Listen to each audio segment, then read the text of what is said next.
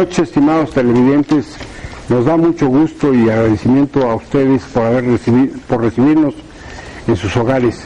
Hoy vamos a tratar dos temas que consideramos es muy importante. Ya la parte final de la primera etapa de la refinería que se iba a construir en Tula.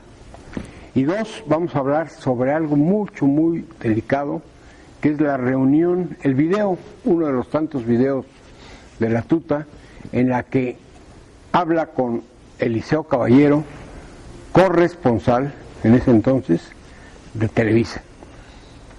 Para eso estamos en la mesa. Carmen Larrieta. Hola, ingeniero, buenas noches. ¿Cómo estás? Bien, gracias.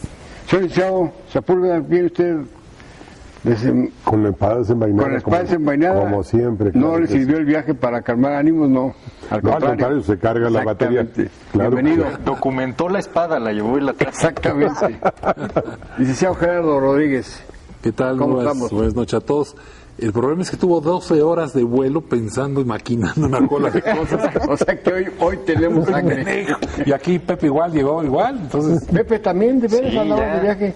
¿Te refrescaste o también vienes recargado? Vengo muy refrescado. Muy refrescado. 12 horas de vuelo maquinando. O la refrescada va a venir después de que digas algo.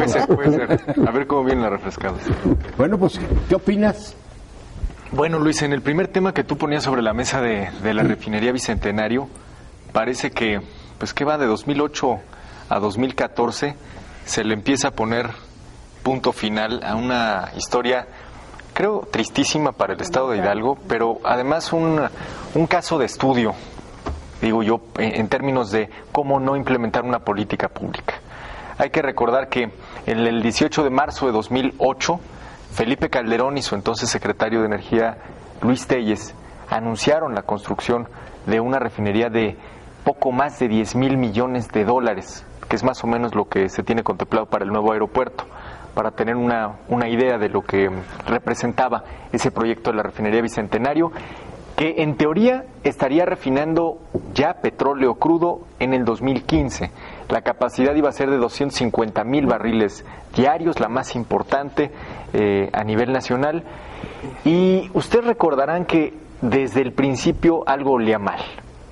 El proceso fue bastante extraño. Se hizo una suerte de pasarela televisada donde los estados concursaban ofreciendo al mejor postor condiciones tanto crediticias como de tenencia de la tierra muy complejas. Tan es así que los dos finalistas, ¿no?, como si fuera esto Miss Universo, Guanajuato e Hidalgo, tuvieron que pagar por las tierras. Guanajuato, con una empresa fantasma, Cereales y Pastas Finas, pagó 1,000 millones de pesos por tierra que hoy no vale nada. ¿Por qué fantasma? ¿Por venden galletas? Pues, cereales en materia petrolera, sí está medio... Así es, y en el caso de Hidalgo la historia creo que es todavía un poco más compleja, porque al final del día Hidalgo tuvo que pagar, vamos a decirlo así, tuvo que dar tarjetazo, tuvo que ir con la banca comercial, pedir fiado para pagar 700 hectáreas, además de tener dispuesto un presupuesto para las obras colaterales, que más o menos son 1,500 millones de pesos, 1,000 para las tierras, 1,050 para ser exactos, 450 para las obras colaterales, que primero se contrataron con Banamex y con Banorte, luego se renegociaron con Banorte a una tasa un poquito menor, pasamos del 2% al 0.9%, de 15 pasamos a 12 años, pero el hecho, y lo que yo como hidalguense no dejo de lamentarme y de sentirme ofendido por la decisión de política pública que se tomó en aquel momento, es que hoy esa deuda la sigue pagando Hidalgo puntualmente, se amortizan 27 millones de pesos mensuales por absolutamente nada. Es decir... Porque ya ni los terrenos son de Hidalgo. Bueno, queda la barda, queda el olvido y queda la deuda. Esa es la realidad. Al final del día la reserva territorial es de Petróleos Mexicanos, pero la deuda es completita del estado de Hidalgo. Y mira, para Petróleos Mexicanos, que invierte algo así como 350,000 millones de pesos al año, 2,000 millones de pesos son pecata minuta, ¿no? Los trae en la bolsa el director de Pemex. Para Hidalgo, esa deuda representó en el momento de la contratación de la deuda el 40% de todos los pasivos del Estado.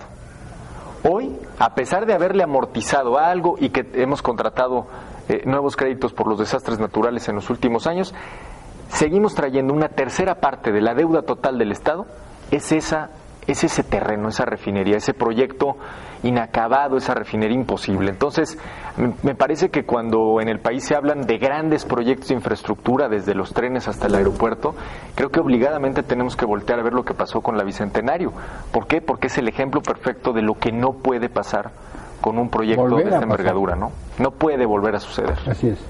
Pepe, pero la verdad es que a mí lo que no me cuadra es esto. Pemex, si reconocía que no iba a construir la refinería, ahí, en ese momento, tenía que devolver los terrenos. Esa era la condición que había. Hoy ya está reconociendo Pemex que ahí no va a haber refinería. ¿Es posible que esperemos que nos devuelvan los terrenos? Digo, no quiero pecar de inocente, ¿no? No, yo creo que debemos de hacer lo posible. Exigir. Tiene que haber una reclamación. Les digo, yo siento que el Estado la jugó correctamente. Claro. Para el Estado era una posibilidad Era oportunidad. de detonar el desarrollo Claro. muy importante. Pues vaya, además, pues va de por medio la palabra del presidente de la República. Y había que jugarla. Digo, había que jugarla, pero yo creo que por elemental decoro, pues tenemos que pelear esa ¿cómo se llama? Esa devolución de los terrenos. Porque vaya que se compraron única y exclusivamente porque iba a haber una refinería. O sea, ahí sí no hubo interpretación. Para eso se compraron. No te hago la refinería, lo menos que puedo hacer es te devuelvo. Porque además, desde un principio, este esquema de tener que pagar el Estado, Claro. ¿cómo se llama? Terrenos Sí. que van a ocupar el gobierno federal y esto, digo, no me parece muy correcto. Y que además el presidente Calderón puso a competir De manera tonta. con Sí. otro estado. Y se acuerdan de los 100 días, ¿no? O sea, de los 100 Además, días. El plazo a que se dio, contrarreloj. claro. Sí. Vaya, que realmente fue un procedimiento bastante absurdo, definitivamente. Entonces, yo creo que lo menos a lo que tenemos derecho los hidalguenses es a que nos devuelvan la tierra, definitivamente. Pero la condición en el contrato está que solamente que no se construyera una refinería. Hoy ya reconoce por primera vez Pemex que ahí no va a haber refinería. Entonces sí es el momento de exigir que nos devuelvan los terrenos. Primero, que reconozcan que no la van a construir de manera oficial para que nos hagan la devolución. Yo creo que ya es Porque si no, oficial, ¿eh? esa es otra manera absurda. Como que sí, como que no, para no entrar en la obligación de la devolución. Así nos venían tratando. Es decir, nunca había reconocido Pemex que no iba a haber. Nos decían que la barda iba a tardar X tiempo, que los trabajos de los estudios que se tenían que hacer para la construcción iban a tardar, pero no decían que no iba a haber. Hoy ya dijeron Porque no está considerado que en no el iba a haber. presupuesto, ¿no? Pero mira, Para el 2015. exactamente, como bien dice Carmen, no está en el presupuesto, pero vamos a suponer que es una omisión 2015, no está en el Plan Nacional de Infraestructura, No, claro. está en los planes, no se va a hacer. No, pero ya dijeron que no se va a hacer. Menos una de esas dimensiones, ¿no? Hoy las refinerías que se han planteado en la perspectiva de Pemex cuestan una quinta parte de lo que tenía previsto para ese proyecto. Yo creo que no tenemos que empecinarnos con la idea de construir esa refinería en Hidalgo o ni en cualquier otro lado si no es rentable. El tema es que hay un perjuicio para el Estado de Hidalgo, un No perjuicio hay- financiero, contante y No hay sonante. forma, Pepe, clarito. que autoricen la construcción de una refinería porque iría en contra de construir algo demasiado caro, pudiendo comprar otras refinerías en Estados Unidos. Te alcanzan para 14. Bueno. 14 refinerías con Mira, esa ahora, con ese además, presupuesto. otro problema. A mí me preocupa mucho que en esta venta de garage vaya a terminar, que el terreno termine en manos del Shell o alguna cosa así, en alguno de estos intercambios y demás. Perdón, te interrumpí. No, de ninguna manera.